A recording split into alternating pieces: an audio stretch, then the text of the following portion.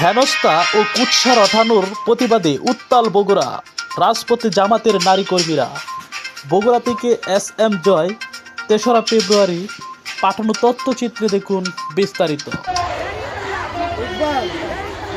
সারা দেশে নির্বাচনী গণসংযোগকালে বিএনপির নেতাকর্মীদের হাতে বাংলাদেশ জামায়াতের ইসলামী নারী কর্মীদের উপর হামলা, নির্যাতন ও সামাজিক যোগাযোগ মাধ্যমে কুৎসা রটানোর প্রতিবাদে উত্তাল হয়ে উঠেছে বগুড়া।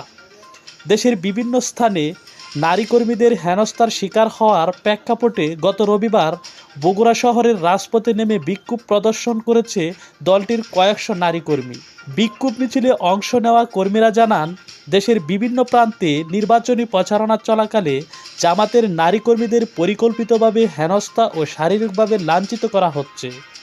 যদিও বগুড়ায় এখন পর্যন্ত এমন কোনো বড় অপ্রীতিকর ঘটনা ঘটেনি, তবে দেশের অন্যান্য জায়গায় ঘটে যাওয়া এসব ন্যাক্কারজনক ঘটনার প্রতিবাদে জানাতে এবং বগুড়া ৬ সদর আসনে জামাত মনোনীত প্রার্থী আবিদুর রহমান সোহেলের প্রচারণায় যেন কোনো বাধা না আসে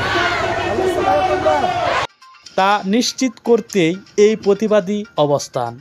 গত রবিবার থেকে আজ সকালে বগুড়া শহরের প্রাণকেন্দ্র সাতমাথা ও এর আশপাশে প্রধান সড়কগুলোতে জামাতের নারী কর্মীরা এক বিশাল প্রতিবাদ মিছিল বের করেন।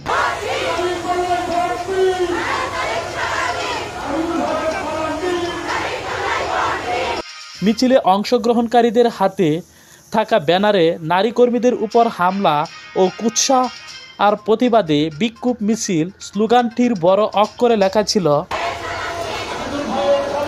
এ সময় নারী কর্মীরা হামলাকারীদের দৃষ্টান্তমূলক শাস্তি এবং রাজনীতিতে নারীদের জন্য নিরাপদ পরিবেশ নিশ্চিত করার দাবিতে বিভিন্ন স্লোগান দেন।